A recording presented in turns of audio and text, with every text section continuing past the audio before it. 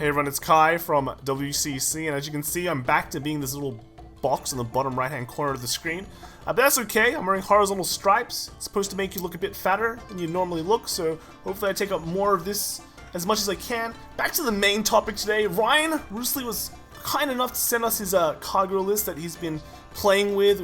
If you've been looking at the past premium matches between Kageros, you would have seen this defensive Kagero list, and this is basically it. And it's a much more defensive take on the traditional premium Kagero list than that you normally see, and running more defensive options that enables you to really pop off against aggressive decks, able to even use 7 counter blast in your opponent's turn to wipe their front row. So it's pretty crazy. So I'm gonna go through it. I'm gonna focus a lot more on the premium or the old cards that if you're a new player you might not know. But yeah, so just gonna go through it quickly. Grade 3s, pretty traditional lineup. We've got Dragonic Overlord, the Cross here, or the X, however you like to call it. It's just basically your finisher. You don't need 4 of it. You can run 4, but you don't need 4 because you have Conros, level 1, grade 1 Conro that can help you search it out. 3 the Ends as your Legion target that will let you do the 3 Twin Drive restanding combos. And then lastly, we have our Force Marker Giver. We've got our Dragonic Overlord. Now, usually, or before, people would run Dragonic Overlord the Great and combo that with Neo Flame, but you can see the grade 2 slots gets pretty full. So, you know, Overlord does the same thing, and it does it enables you to be more aggressive early on their first grade 3 ride rather than waiting around. So Overlord kind of fits this deck pretty decently because, yeah, you get that early game aggression, but at the same time, you get to still keep your defensive cards at grade 2s, and you'll see later on the grade 1 is pretty much just to fuel this defensive game. So 9 grade 3s, onto our grade 2s, we got our V Berserk Dragon, always good. Early game retire, more early game draw, and can hit 13 when your opponent has less cards than you. Hulk Roar Dragon, this is an old card. Basically what it does is when you retire one of your opponent's units, you may counterblast 2 and then retire another one. If you have 2 Hulk Roars on the field, they can kind of pop off of each other. When one retires, the other one gets another trigger. So this is how you do your multiple retires in your opponent's turn. Deckhat, he's running 2 Deckhats. I think this is a pretty flex slot, just allows your finisher turn to be much more lethal. And then we have 1 V Burning Horn Dragon. It is a PR. This is basically a stride fodder, but when you discard it for things, you can Soul Blast 1 and retire a unit. So kind of just a nice extra control card and just an extra way to get your strides into the game. Then onto our grade 1s. Every single grade 1 in this deck pretty much just counter charges or is a defensive option, but mostly they're just all counter charges. So we got 4 V Airmos, always nice, has that good hand filter. 10k shield is always good too.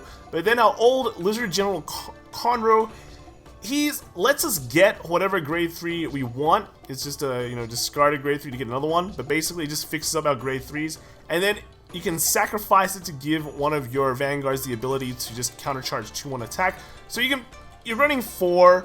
You can ideally use it on the ones that restand, so you can countercharge a lot, but over time you can just countercharge for anything because you want clean counterblast. You want everything face up so your defensive turns are much more damaging.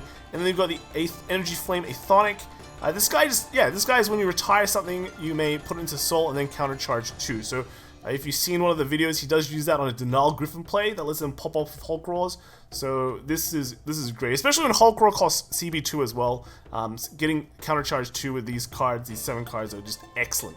And then we've got our Old Man Belloc here. You can guard a small attack, retire one of their rested units, and then bam, their front row is gone. So again, just a nice extra retire. You do see that he's running 2 starters. But basically this Lizard Soldier Conro, the old one, is just there to search out any single grade 1 that he needs. Basically it's your 5th copy or your extra copy of every single grade 1 that you run here. We'll just toolbox anything you want. And then yeah, if you need countercharge, it'll get you countercharge. If you need a hand filter for the correct grade 3, then he can help you get that. So just 5th copy is always nice. And the V starter is just pretty good nowadays. His whole entire trigger lineup is basically everything that is came out after V. V heals, Null Guard draws, and then your new Premium Collection crits and old Premium Collection crits. They're just excellent. Great guard. Adds to Soul, the old one. The new one's a stride fodder, so there's no reason why you would not want to run them. Now, moving on to the strides, We've got Zambust Dragon. He's the new stride for Premium Collection 2020. Basically a field wipe, gives all your grade 3s 10k power, so pretty cool. And then Ziegenberg, pretty much just a restand, you know, no condition restand. Dumjit also restands, but it requires a condition to pop off to get that restand. Your opponent needs a Sentinel or play a G-Guard. Ziegenberg just doesn't, it just confirms you the restand, so just extra thing. But mainly your finisher and restands will be still here at the cross. And then we've got Dragonic Overlord the Ace, another restand card. Now, why do you run 3 Dragonic Overlord the Ace? Well, the condition is that you have to have 2 or more cards face up in the G zone for it to work, but it's an act, so you can technically counterblast 4 to flip itself up twice on a first stride to be able to do a first stride restand. Now, this was a thing way back in G. Nowadays, you probably don't need it as much because you can get that value off from a lot of your other cards, but it's still nice to have it there. And then lastly, we have our G Guardians. Defeat Flare, basically a back row field wipe, and lets you recycle your Dragonic Overlords back into your deck. Now, we're running 2 Absalom. Now, why do we need 2 Absalom? His effect only works on Vanguard, so it's very limited in what he can do. Now, you might not realize this, but Kagero has pretty crappy defensive options when it comes to overall guards. When you think of Grand Blue, bam, infinite guards, right? They guard heavy, everything's a V trigger, it's crazy. Kagero, not so much. You see, his grade 1s are basically all old G units, so his guard value there is weak, although a lot of his other guard value in his trigger lineup is strong. But then his G Guardians, they don't really give much guard value. When you think of Denial Griffin, it's strong because it retires your opponent's units, so you just don't have to care about that guard value. Defeat Flare kills their back rows, they lose boosters and all that. But overall, if their Vanguard is crazy high power and he attacks you, you're gonna be dropping a lot of cards from hand, or you're dropping a null to be able to guard that. Now, Absalom just solves that problem. High Vanguard columns are annoying. Usually, high Reguard columns don't really care unless they have resist because you've got Denial Griffin, so yeah.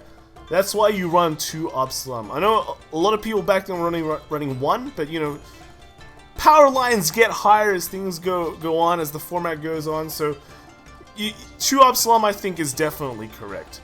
Advanced Guard Dragon, this guy is just, it accelerates your unflip. It basically gets a free retire if your opponent was dumb enough to push a grade 1 up to attack with, you just retire it. Doesn't require counterblast, just requires GB1 and a soul blast, so just always nice to have. And we've got 3 Denial Griffins, basically one of the, well, Denial Chicken. Everyone knows about this card, especially if you played back in G. Just retires the attacking unit, be done with it, that's it. So a lot of when watching his games, it was really cool to see Ryan just pop down some Hulk rolls. I thought it would be running more than 3, but I guess, you know, 3's that nice number. Just drop down a Hulk roll and your opponent's offense just absolutely gets crushed. And then you just capitalize on restanding with the X multiple times, even over multiple turns as well. You can just do that, especially like a Force 2, Dragonic Overlord, the cross. So that just pretty much kills your opponent. Overall, pretty easy deck to build in Premium, I think. A lot of these old cards are pretty easy to get. They're actually, the V cards are probably harder to get than the G cards, to be honest. You just need to wait for Premium Collection 2020 to get the Zambust Dragons, and the rest of this should also be pretty easy to get too. So if you want to build it, pretty easy deck to build. And if you don't want to wait, you can just build it right now, and you know, Zambust Dragon, you just put it in later, pretty much. So overall, it's a great Kagero deck. I really like it. I like defensive builds. I like defensive decks. So watching this deck in action is definitely something that was really, really cool. So thanks, Ryan, for sharing your deck. And if you like this deck, let us know in the comments below. Tell us what you think of Ryan's deck. And yeah, see you guys in the next video then. Bye.